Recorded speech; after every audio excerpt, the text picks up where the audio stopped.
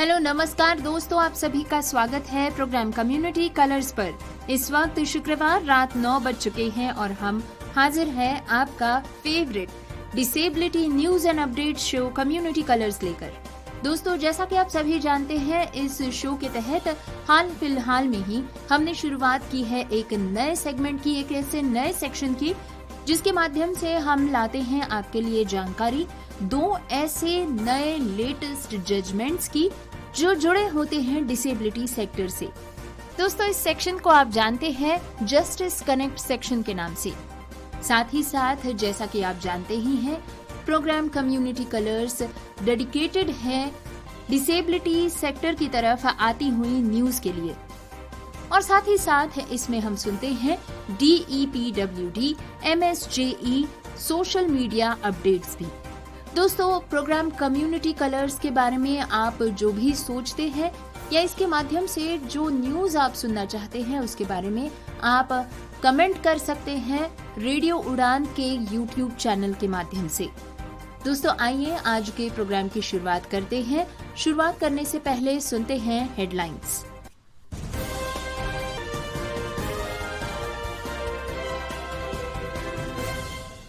Design में समावेशिता की जरूरत, दिव्यांग अनुभवों को केंद्र में लाने की पहचान, केंद्र में लाने की बेंगलुरु में पहल। नई दिल्ली में हाल ही में आयोजित हुआ संभव इंटरनेशनल डिसेबिलिटी आर्ट्स फेस्टिवल।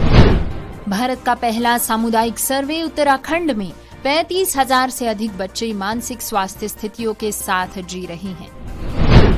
सरकार को दिव्यांग व्यक्तियों के मुख्य आयुक्त की सिफारिशें न मानने पर बताना होगा कारण, दिल्ली हाई कोर्ट का कहना। दिव्यांग कल्याण पुरस्कार के लिए आवेदन 20 तारीख तक।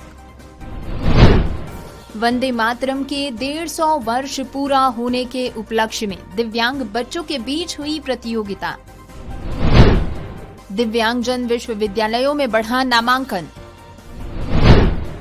दिव्यांग रग्बी खिलाड़ी की मदद के लिए सीएम विष्णुदेव बढ़े आगे। पुणे में दिव्यांगों के लिए AI password WhatsApp chatbot launch. दिव्यांग से शादी रचाकर ऐंठे 1 करोड़ रुपए। प्रोग्राम कम्युनिटी कलर्स में अभी आपने सुनी आज के शो की हेडलाइंस। प्रोग्राम में अब समय हो चला है आगे बढ़ने का, तो बिना वक्त गवाए आइए सुनते हैं डिटेल्ड न्यूज बुलेटिन। दोस्तों, डिजाइन शिक्षा को लेकर एक अहम बहस फिर से सामने आ रही है। क्या हमारे डिजाइन स्कूल्स और पाठ्यक्रम वाकई सभी के लिए हैं? एक हालिया रिपोर्ट के अनुसार भारत में डिजाइन शिक्षा अब समावेशिता की ओर बढ़ रही है, लेकिन ये बदलाव अभी भी काफी शुरुआती दौर में है। विशेषज्ञों का मानना है कि दिव्यांगजनों के अनुभवों को डिजाइन प्रक्रिया में शामिल करना सिर्फ नैतिक जरूरत नहीं है, बल्कि नवाचार की दिशा में एक ठोस कदम है। बंगलुरु टेक समिट में पेश किए गए कुछ डिजाइन प्रोजेक्ट्स, जैसे दृष्टिहीनों के लिए मोबाइल ऐप्स, न्यूरो डाइवर्जेंट बच्चों के लिए सहायक टूल्स, इस बात का उदाहरण है कि जब डिजाइन सहभागिता के साथ होता है तो उसका असर कहीं ज्यादा गहरा होता है। विश्व स्वास्थ्य संगठन के आंकड़ों के अनुसार दुनिया भर में 1 अरब से ज्यादा लोग ऐसे हैं जिन्हें किसी न किसी प्रकार की सहायता तकनीक की जरूरत है, लेकिन इनमें से 90% को ये तकनीक उपलब्ध नहीं हो पाती। इस संदर्भ में डिजाइन शिक्षा को सार्वभौम और समावेशी बनाना बेहद जरूरी है, ताकि दिव्यांगजन सिर्फ उपभोक्ता न हो बल्कि डिजाइनर और निर्णयकर्ता बन पाए। विशेषज्ञ भी यही सुझाव देते हैं कि डिजाइन स्कूलों को अपने पाठ्यक्रम में दिव्यांगजनों की भागीदारी को बढ़ावा देना चाहिए, वो कोर्स कंटेंट हो, फील्ड वर्क हो या रिसर्च हो। दोस्तों, ये सारी चर्चाएं हुई हैं हाल ही में हुए बेंगलुरु टेक समिट में, जहां पर कुछ भारतीय नवप्रवर्तक यानी कि इनोवेटर्स ने ऐसे डिजाइन्स पेश किए जो सिर्फ दिव्यांगजनों के लिए नहीं थे, बल्कि उनके साथ मिलकर बनाए गए थे। स्मार्ट प्रोस्थेटिक्स, दृष्टिहीनों के लिए मोबाइल ऐप्स और न्यूरो डाइवर्जेंट बच्चों के लिए सहायक चैटबॉट्स, ये सब सिर्फ तकनीक नहीं है, न्याय की दिशा में एक बड़ा कदम है। एवरीथिंग इज पॉसिबल ने संभव फेस्टिवल में दिव्यांग कलाकारों की प्रतिभा को अंतर्राष्ट्रीय पहचान दिलाई। नई दिल्ली में हाल ही में आयोजित किया गया संभव इंटरनेशनल डिसेबिलिटी आर्ट्स फेस्टिवल। इसमें ऑस्ट्रेलिया की संस्था एवरीथिंग इज पॉसिबल ने दिव्यांग कलाकारों की प्रतिभा को मंच देने की एक प्रेरणादायक पहल की। इस फेस्टिवल में नॉर्दर्न रिवर्स क्षेत्र से 3 प्रमुख कलाकार सुजान वाइटमैन, एंडी बैम्बिंच और लीनी थॉमस ने हिस्सा लिया। इन कलाकारों ने संगीत, नृत्य और फिल्म के माध्यम से ये दिखाया कि दिव्यांगता रचनात्मकता की राह में बाधा नहीं है, बल्कि एक अलग दृष्टिकोण है।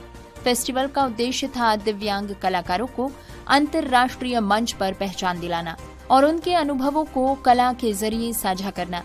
एंडी बैम्बिंच और उनकी टीम ने एक म्यूजिक थेरेपी वर्कशॉप भी आयोजित की थी, जिसमें दुनिया भर के दिव्यांग प्रतिभागियों ने हिस्सा लिया। दोस्तों, एवरीथिंग इज पॉसिबल संस्था पिछले कई वर्षों से समावेशी कला को बढ़ावा दे रही है, खासकर उन समुदायों में जहां पर दिव्यांगता को अक्सर हाशिए पर रखा जाता है। इस वर्ष संभव फेस्टिवल में उनकी भागीदारी ने ये साबित कर दिया कि जब कला में विविधता होती है तो उसका असर कहीं ज्यादा गहरा होता है, व्यापक होता है। फेस्टिवल में भारत समेत कई देशों के कलाकारों ने हिस्सा लिया और ये आयोजन दिव्यांगता, संस्कृति और रचनात्मकता के संगम का प्रतीक बन गया।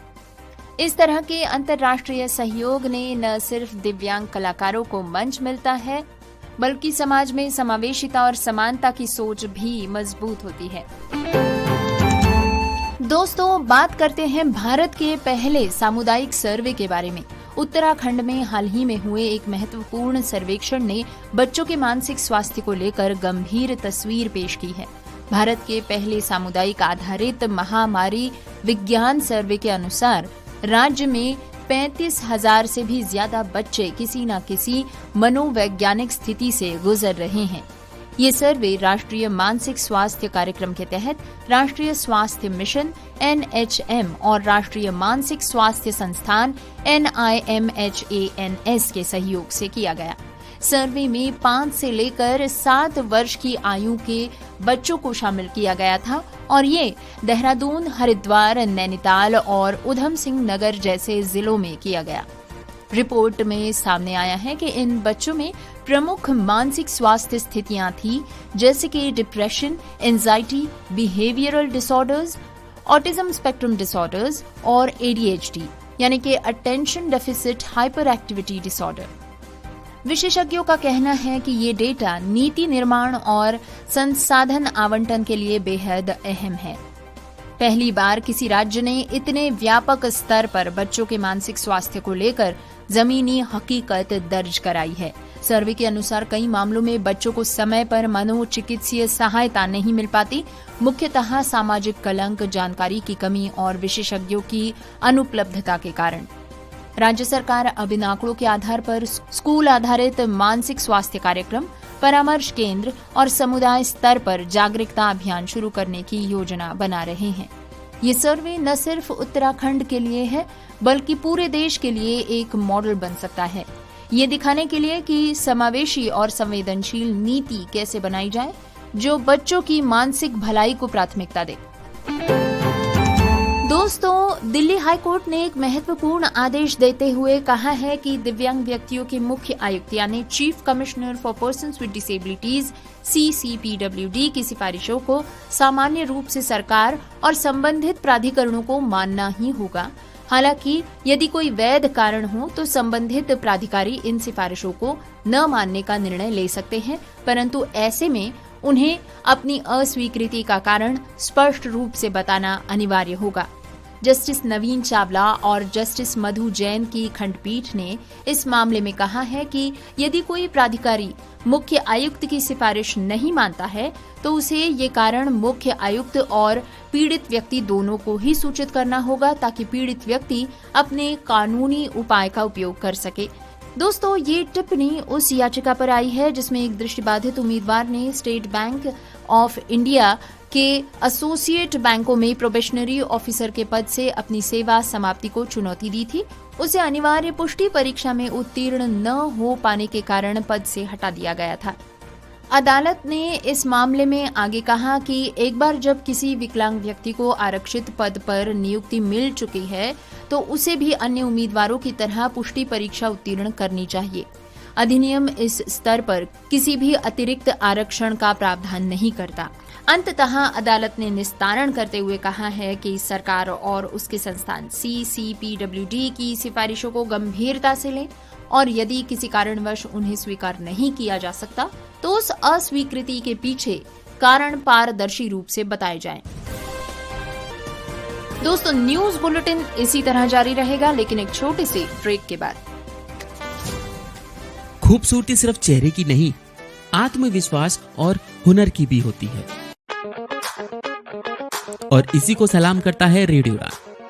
रेडियो उड़ान ब्यूटी पेजेंट सीजन 2 इस बार होने जा रहा है 1 मार्च 2026 गुलाबी नगरी जयपुर में।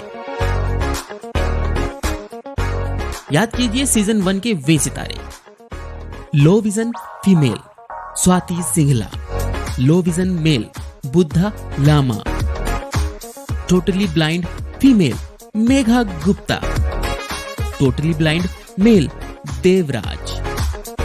इन सभी ने साबित किया असली चमक नजरों की नहीं, दिल और आत्मा की होती है। अब बारी है सीजन 2 की। क्या आप होंगे इस बार जयपुर के मंच पर चमकने वाले नए सितारे? क्या आप दिखाएंगे अपना आत्मविश्वास अपने अंदाज में? जुड़े रहिए, क्योंकि ये जादुई सफर शुरू होगा 1 मार्च 2026 जयपुर से, सिर्फ रेडियो उड़ान पर।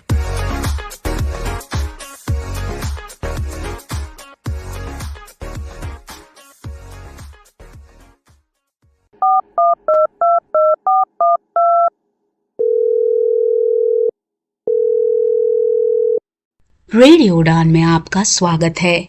आज का शो है चौंक गए आप भी? आपने सही समझा। अब रेडियो उड़ान सुने फोन पर भी, वो भी बिना इंटरनेट के। कैसे? श्रवण ऑडियो लाइब्रेरी के साथ।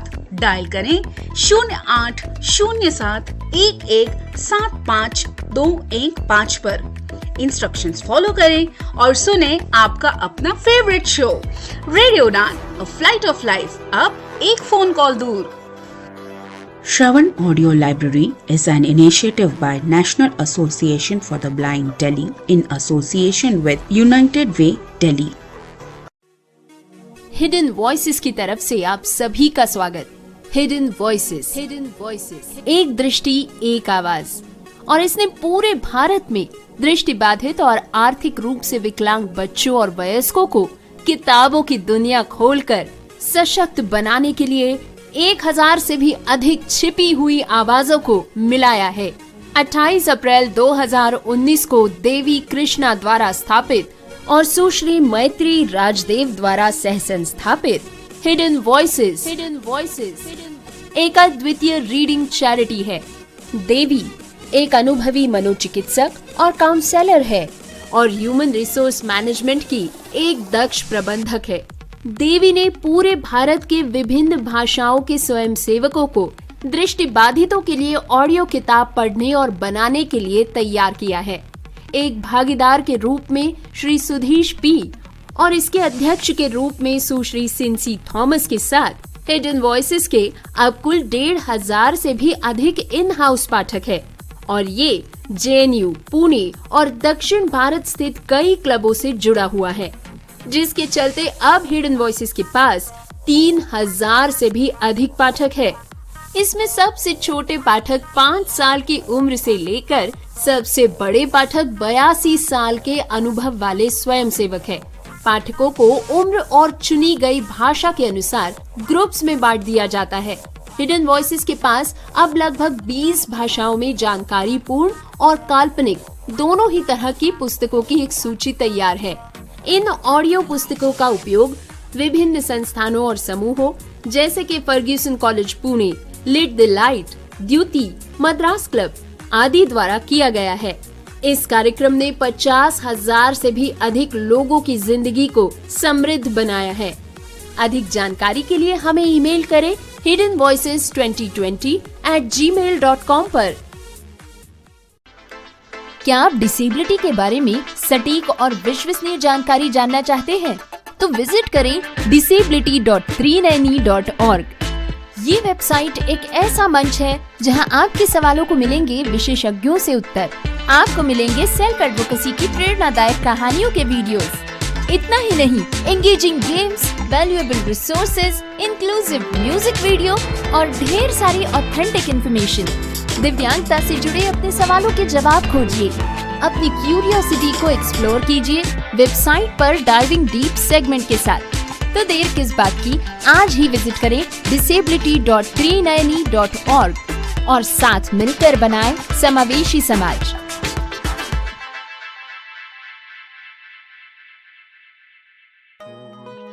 वैसे तो आपको हर चीज में प्रोटेक्शन चाहिए। धूप में निकलने से पहले सनस्क्रीन के साथ रेडी रहते हो, क्रिकेट खेलने से पहले नी पैड्स लगाते हो और सोने से पहले मच्छरदानी लगाकर सोते हो। तो बात जब हाथों के जर्म्स की हो, तभी प्रोटेक्शन गायब क्यों? इसीलिए सैवलॉन स्वस्थ इंडिया कहता है, अगर जर्म्स और बीमारियों से रखनी हो दूरी, खाने से पहले हैंड वॉश जरूरी। दिव्यांगजनों के लिए फ्री नौकरी का मौका। Company blue dart. स्थान कीर्ति नगर, मुंडका आदि पद। ऑपरेशन स्टाफ वेतन कंपनी के अनुसार योग्यता 10वीं 12वीं पास, दिव्यांगता हाई LD, लो विजन, आयु 18-38 वर्ष, फ्री ट्रेनिंग प्लस समय पर वेतन। संपर्क करें आईवे हेल्प डेस्क 8800004334।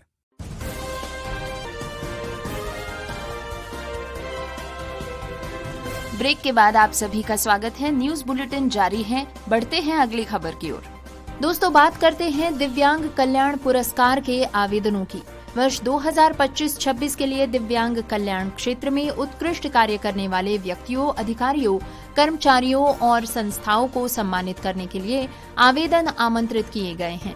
उपायुक्त उत्तम सिंह ने बताया कि ये सामाजिक न्याय और अधिकारिता, अनुसूचित जाति व पिछड़ा वर्ग कल्याण और अंत्योदय विभाग हरियाणा की ओर से जारी किए गए हैं। उन्होंने बताया कि इच्छुक व्यक्ति या संस्थाएं अपनी उपलब्धियों और प्रमाण पत्रों सहित पूर्ण विवरण पोर्टल award.socialjusticeHRY.gov.in पर नवंबर 20 तक अपलोड कर सकते हैं। साथ ही आवेदन संबंधित जिला समाज कल्याण अधिकारी के कार्यालय में भी जमा करवा सकते हैं। पुरस्कार की राशि 15,000 से 50,000 तक निर्धारित की गई है। प्रशस्ति पत्र, मेडल और मानपत्र भी दिए जाएंगे। आवेदन से संबंधित सभी जानकारी आप पा सकते हैं सोशल जस्टिस HRY यानी कि SOCIALJUSTICEHRY.gov.in पर। दोस्तों, खबर सुनते हैं सहरसा से। वंदे मातरम में 150 वर्ष पूरे होने के उपलक्ष्य में मंगलवार को बिहार के सहरसा में कोसी क्षेत्रीय विकलांग विधवा वृद्ध कल्याण समिति प्रधान कार्यालय द्वारा संचालित कोसी क्षेत्रीय विकलांग आवासीय मध्य विद्यालय पटवाहा एवं कोसी दिशा केंद्र में दिव्यांगजन छात्र छात्राओं द्वारा वंदे मातरम का सामूहिक गायन, वंदे मातरम पर आधारित पेंटिंग्स, पोस्टर निर्माण प्रतियोगिता का आयोजन किया गया था। कार्यक्रम के प्रारंभ में संस्थान के अध्यक्ष सह बोर्ड सदस्य राष्ट्रीय न्यास भारत सरकार मोहन कुमार ने वंदे मातरम राष्ट्रीय गीत के संबंध में विस्तृत जानकारी दी। साथ ही प्रोजेक्ट के माध्यम से वंदे मातरम कार्यक्रम प्रक्षेपक द्वारा दिखाया गया। साथ ही दिशा केंद्र के 20 दिव्यांग लाभार्थियों के बीच माह अक्टूबर का लाभार्थी परिवहन भत्ता की राशि 1,000 रुपए का चेक वितरण भी किया गया। इस मौके पर सभी दिव्यांग छात्र छात्राओं ने वंदे मातरम के 150 वर्ष पूरा होने के उपलक्ष्य में प्रतियोगिता में बढ़ चढ़कर हिस्सा लिया। दोस्तों, खबर सुनते हैं लखनऊ से। प्रदेश के पिछड़ा वर्ग कल्याण एवं दिव्यांगजन सशक्तिकरण राज्य मंत्री स्वतंत्र प्रभार नरेंद्र कश्यप ने बुधवार को उत्तर प्रदेश सचिवालय लखनऊ में विभागीय समीक्षा बैठक की। बैठक में मंत्री जी ने बताया कि दिव्यांगजन विश्वविद्यालयों में नामांकन में उल्लेखनीय प्रगति हुई है और नए छात्रावासों के संचालन से नामांकन और बढ़ने की संभावना है। मंत्री बैठक के दौरान विभागीय योजनाओं, निर्माण कार्यों, छात्रवृत्ति वितरण, पेंशन भुगतान तथा दिव्यांगजनों की कल्याणकारी योजनाओं के प्रगति की समीक्षा की गई। श्री कश्यप ने कहा कि योजनाओं के क्रियान्वयन में किसी भी प्रकार की देरी स्वीकार्य नहीं होगी। उन्होंने अधिकारियों को निर्देशित किया कि विभागीय योजनाओं के लिए आवंटित धनराशि का उपयोग समयबद्ध और पारदर्शी तरीके से सुनिश्चित किया जाए ताकि पात्र लाभार्थियों को समय पर योजनाओं का लाभ मिल सके। दोस्तों, खबर सुनते हैं छत्तीसगढ़ के रायपुर से। मंत्री विष्णु देव राय के निवास में आयोजित जन दर्शन कार्यक्रम में रायपुर जिले के अभनपुर से आए दिव्यांग रग्बी खिलाड़ी पिंटू राम साहू की मांग पर मुख्यमंत्री ने त्वरित निर्णय लेते हुए 90,000 रुपए का आर्थिक अनुदान स्वीकार कर लिया।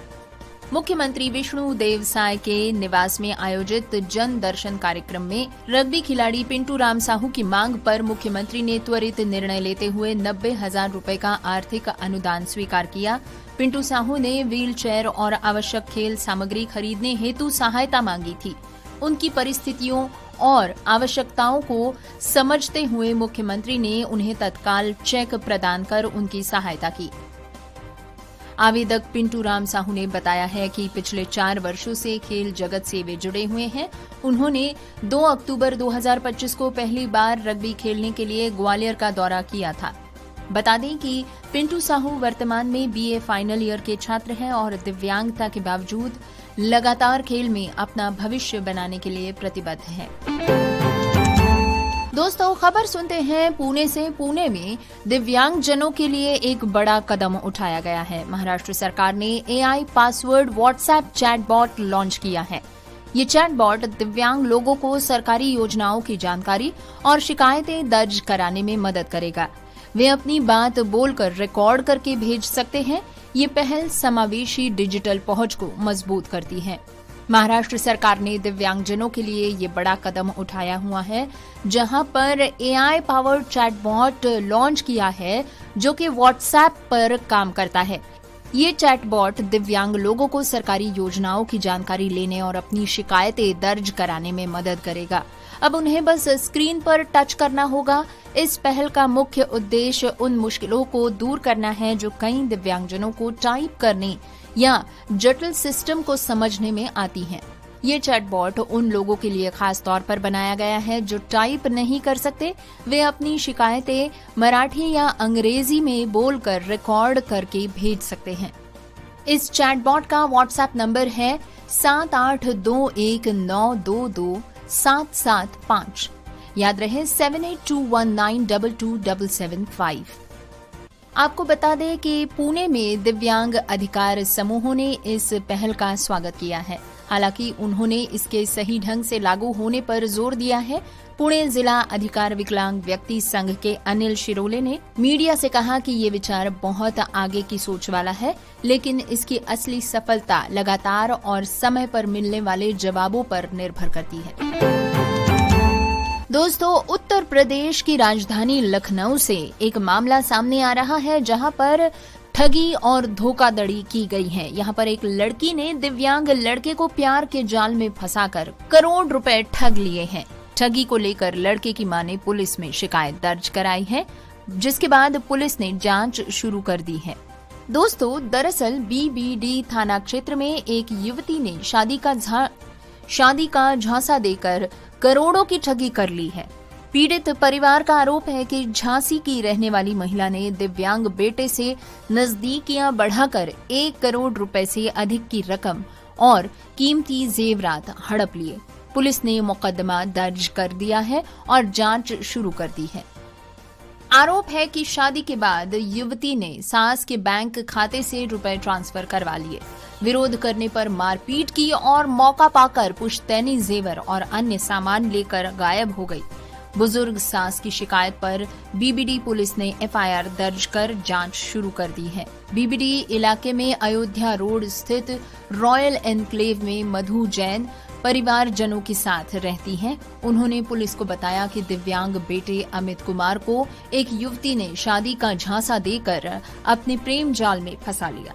परिवारजनों की सहमति से 6 महीने पहले दोनों की शादी हुई थी। आरोप है कि शादी के बाद युवती ने परिवार की वित्तीय जानकारी हासिल की मौका पाकर सास के एक्सिस बैंक के खाते से करीब 1 करोड़ रुपए पति को बहला फुसलाकर ऑनलाइन ट्रांसफर करा लिए।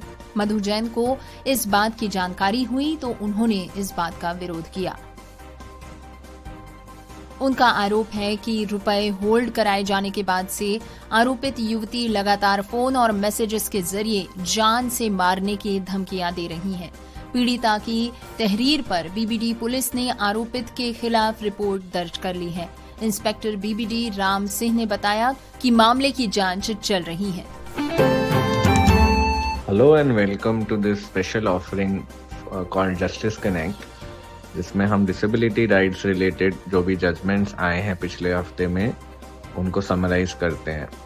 पिछले एक हफ्ते में 3 जजमेंट्स आए हैं डिसेबिलिटी राइट्स पे और तीनों judgments incidentally Delhi high court की ही हैं।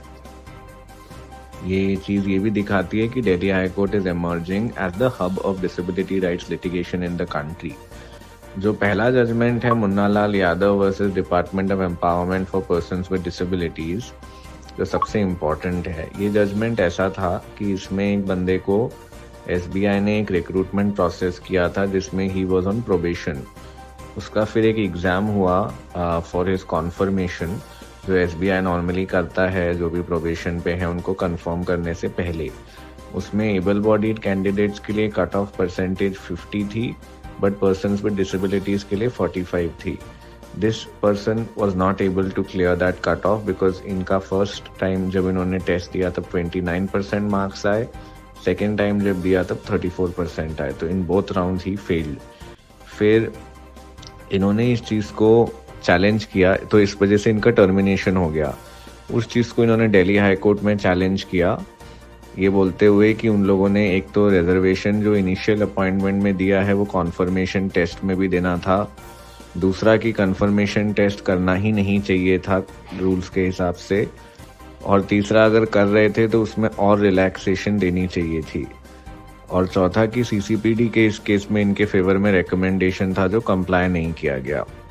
पहले वाले 2 पॉइंट्स में तो कोर्ट ने नहीं अग्री किया इनके साथ।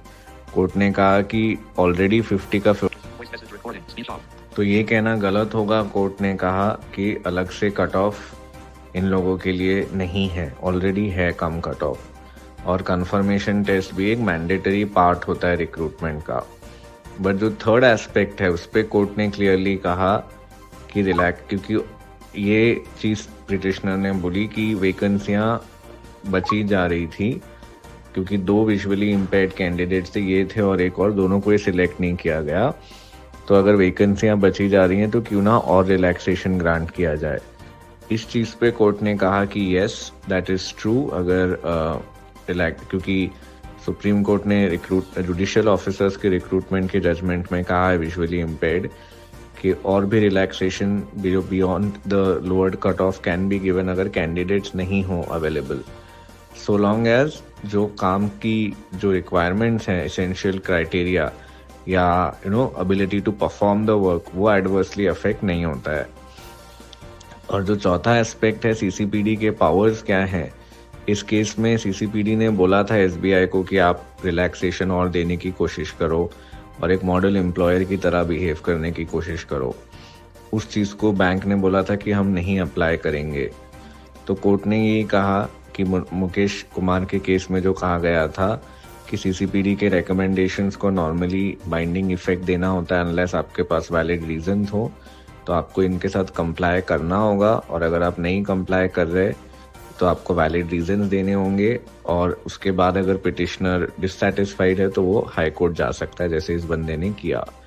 तो ये इम्पॉर्टेंट है क्योंकि काफ़ी बार लोग हमारे पास आते हैं, बोलते हैं कि डिसेबिलिटी कमीशंस किस काम के हैं या उनके ऑर्डर्स का इम्प्लीमेंटेशन नहीं हो रहा, तो इसके लिए ये जजमेंट एक क्लियर कट जवाब प्रोवाइड करती है। सेकंड जो जजमेंट है जो इम्पोर्टेंट वाली इस हफ्ते की, वो है Tavishi Sharma versus union of India.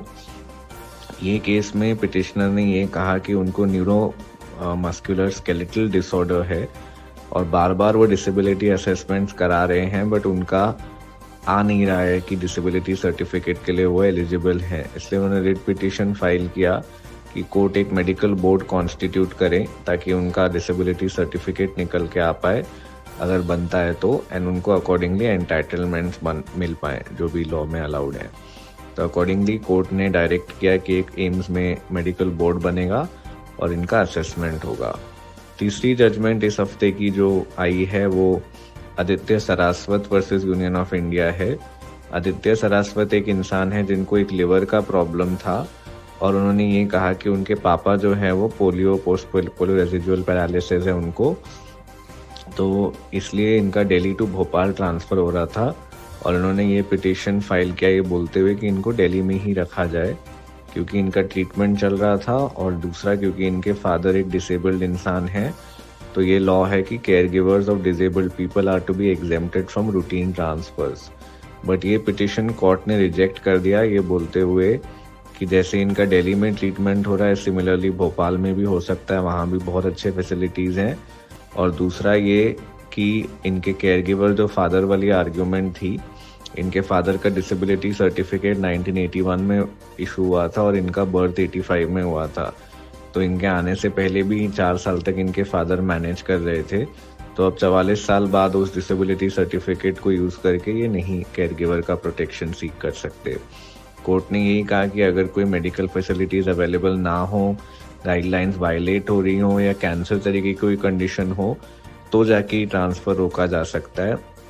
Otherwise paramilitary forces के केस में कोर्ट नहीं इंटरफियर करेंगे ट्रांसफ़र ऑर्डर्स में। तो ये हमको दिखाता है कि ये ट्रांसफ़र रोकने के लिए क्या गाइडलाइंस हैं जो कोर्ट्स अप्लाई करते हैं। अगर आपके कोई भी क्वेरीज हैं तो आप हमें थर्सडे टू थर्सडे 5:30 to 6:30 के बीच में कॉल कर सकते हैं 9890281068 या फिर 9892622230।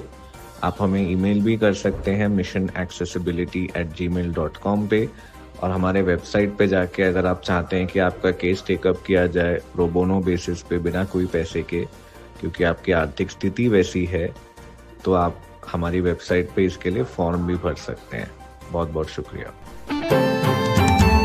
दोस्तों, आप सभी का एक बार फिर से स्वागत है प्रोग्राम कम्युनिटी कलर्स पर, जहां पर हम सुनते आ रहे हैं शो के दौरान आ रही अलग अलग ऐसी अपडेट्स, ऐसी खबरें जो सीधे ताल्लुक रखती हैं दिव्यांग जन समुदाय से।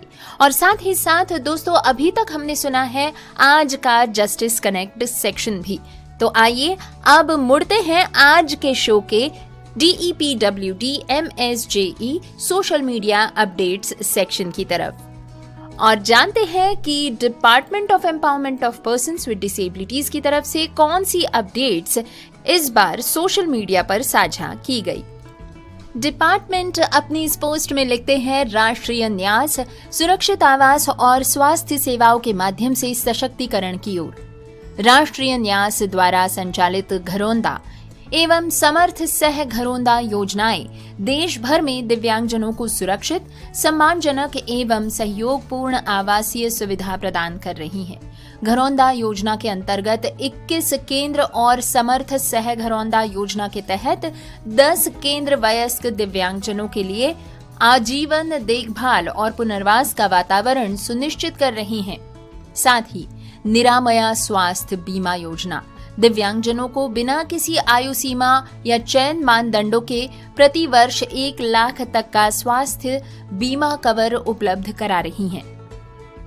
वर्ष 2024-25 में अब तक 51,570 दिव्यांगजन इस योजना से लाभान्वित हो चुके हैं।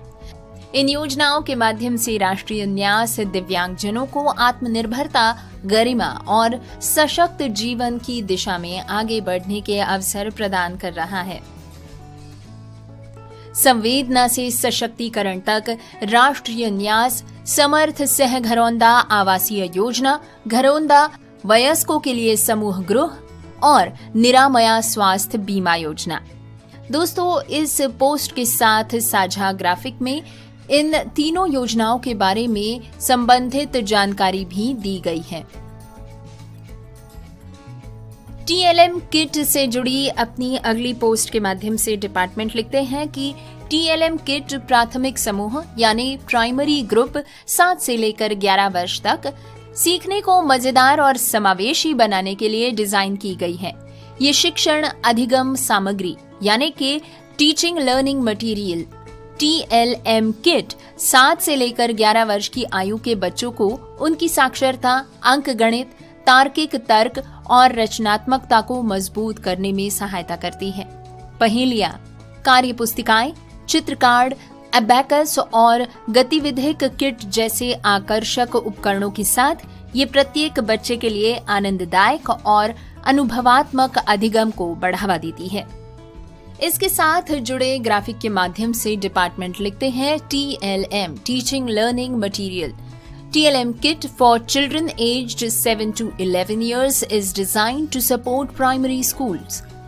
It strengthens literacy and numeracy skills. It encourages critical thinking, logical reasoning, and creativity. TLM Kit Primary Group 7 to 11 TDO-MO7। दोस्तों, साथ ही साथ इस ग्राफिक पर बहुत ही प्यारे से बच्चों के चित्र बनाए गए हैं जो कि एक पुस्तक के इर्द गिर्द घूमते हैं। इन बच्चों में स्पेशली एबल्ड चाइल्ड के साथ ही रेनबो, सूरज और कई ऐसे चित्र बनाए गए हैं जो कि सामान्यतः विज्ञान की पाठ्यपुस्तक में देखे जाते हैं। राष्ट्रीय न्यास से जुड़ी एक और पोस्ट के माध्यम से डिपार्टमेंट लिखते हैं, सशक्तिकरण एवं समावेशन की दिशा में अग्रसर राष्ट्रीय न्यास द्वारा संचालित प्रमुख योजनाएं दिशा, विकास, दिशा सह विकास एवं समर्थ देश भर में दिव्यांगजनों के समग्र विकास, प्रशिक्षण एवं पुनर्निर्वास हेतु महत्वपूर्ण भूमिका निभा रहे हैं। इन योजनाओं के माध्यम से प्रारंभिक हस्तक्षेप से लेकर आजीवन देखभाल तक दिव्यांगजनों को आत्मनिर्भरता, सम्मानपूर्ण जीवन एवं समावेशी समाज में सहभागिता के अवसर प्रदान किए जा रहे हैं। राष्ट्रीय न्यास की योजनाएं दिशा ये योजना 1 से 10 वर्ष के दिव्यांग बच्चों को प्रारंभिक हस्तक्षेप देती है और स्कूल जाने की तैयारी कार्यक्रम प्रदान करने के लिए देश में 21 दिशा केंद्र हैं। विकास इस योजना के माध्यम से 10 से अधिक वर्ष के दिव्यांग बच्चों, दिव्यांगजनों के लिए एक डे केयर योजना दी जाती है जिसका उद्देश्य उनके पारस्परिक और व्यावसायिक कौशल को बढ़ाना है। देश में 32 विकास केंद्र हैं। दिशा सह विकास ऐसे पंजीकृत संगठनों के लिए है जो कई योजनाएं कार्यान्वित कर रहे हैं। उन्हें विलय की गई योजनाओं को कार्यान्वित करने का विकल्प दिया गया था। दिशा सह विकास योजना यानी डे केयर 21 अप्रैल 2018 से कार्यान्वित की जा रही है। देश में 32 दिशा सह विकास केंद्र हैं। समर्थ योजना के तहत सभी आयु वर्गों के ऐसे दिव्यांगजनों के लिए एक राहतपूर्ण देखभाल करने वाली आवासीय योजना प्रदान की जाती है जो अनाथ और परित्यक्त है या संकटग्रस्त परिवारों से हैं। देश में 10 समर्थ केंद्र हैं। अपनी अगली पोस्ट में विभाग लिखते हैं, क्या हो अगर साहस को धड़कन प्राप्त हो जाए और क्या हो अगर हर चुनौती ताकत की कहानी बन जाए। कश्मीर की घाटियों से लेकर कर्नाटक के तटों तक, गुजरात की शांति से लेकर उत्तर प्रदेश के हृदय तक, 7 जीवन, 7 यात्राएं, एक आत्मा। वे सिर्फ जीते नहीं, थोड़ा और जीते हैं। थोड़ी सी और जिंदगी। भारत के दिव्यांगजनों को एक सिनेमाई श्रद्धांजलि जो सीमाओं को असीम आशा में बदल देते हैं। जी हाँ दोस्तों, बात हो रही है थोड़ी सी ज्यादा जिंदगी नामक एक डॉक्यूमेंट्री की, जिसे माना जाता है एक सिनेमैटिक ट्रिब्यूट टू इंडियाज दिव्यांगजन्स। फ्लेक्सिबिलिटी, समावेश और एकजुटता की शक्ति को महसूस कीजिए। ऐसी कहानियां देखिए जो दिल को छू ले और देश को ऊपर उठाए। दोस्तों, अगर आपको ये कहानी देखनी है तो दिव्यांगजन सशक्तिकरण विभाग की इस पोस्ट को जरूर विजिट करें। फेसबुक या इंस्टाग्राम के माध्यम से कहीं पर भी सोशल मीडिया पर इस पोस्ट के साथ साथ दिव्यांगजन सशक्तिकरण विभाग ने इस डॉक्यूमेंट्री की लिंक भी साझा की है, जिसमें कि भारत की 7 नई कहानियां आप देख सकते हैं। वंदे मातरम से जुड़ी अपनी अगली पोस्ट के साथ डिपार्टमेंट लिखते हैं, वंदे मातरम गीत की 150वीं वर्षगांठ के अवसर पर नई दिल्ली स्थित डॉक्टर अंबेडकर इंटरनेशनल सेंटर में स्मरणोत्सव कार्यक्रम का आयोजन किया गया था। इस अवसर पर सामाजिक न्याय और अधिकारिता मंत्री डॉक्टर वीरेंद्र कुमार मुख्य अतिथि के रूप में उपस्थित रहे।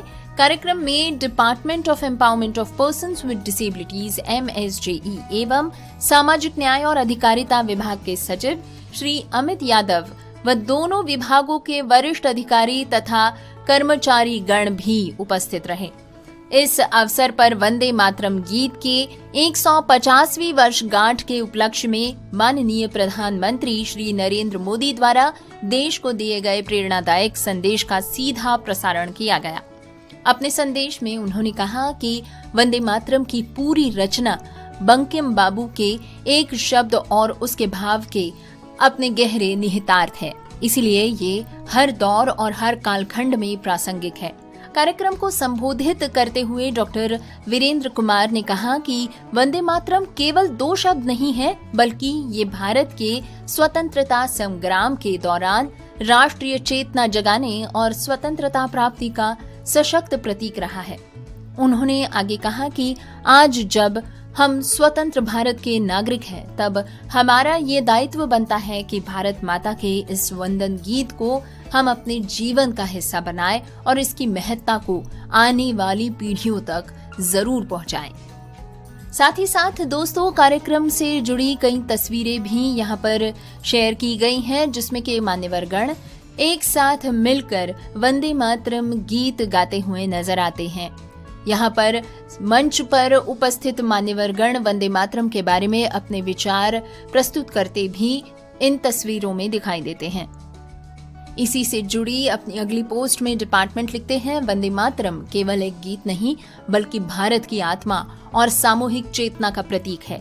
स्वतंत्रता संग्राम के दौरान ये गीत स्वतंत्रता सेनानियों के लिए प्रेरणा और संघर्ष का उद्घोष बन गया। बंकिम चंद्र चटर्जी द्वारा रचित ये रचना भारतीय एकता, अखंडता और राष्ट्रीय गौरव का अमर प्रतीक है। वंदे मातरम की 150वीं वर्षगांठ पर आइए हम सभी ये संकल्प लें कि समृद्ध विरासत को सहेजते हुए हम नई पीढ़ी में देशभक्ति और राष्ट्र चेतना की भावना को प्रज्वलित रखें, ताकि भारत सदैव एकता, अखंडता और विविधता का उज्जवल नक्षत्र बनकर विश्व में प्रकाशमान रहे। दोस्तों, आशा है आप इन विचारों से सहमति रखते होंगे। तो इसी के साथ आइए इस सेक्शन और इस प्रोग्राम को यही समाप्त करते हैं, लेकिन जाते जाते सुनते जाइए आज के शो की हेडलाइंस फिर से एक बार।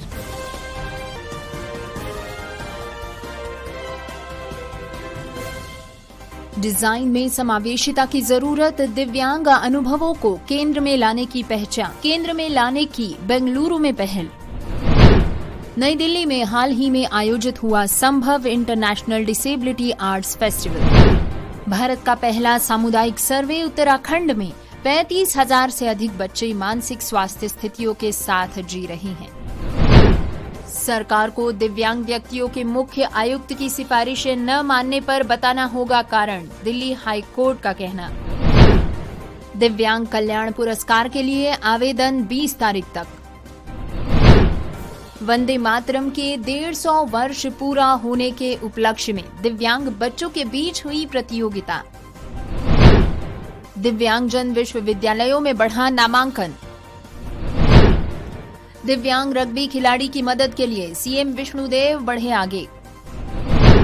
पुणे में दिव्यांगों के लिए AI password WhatsApp chatbot launch. दिव्यांग से शादी रचा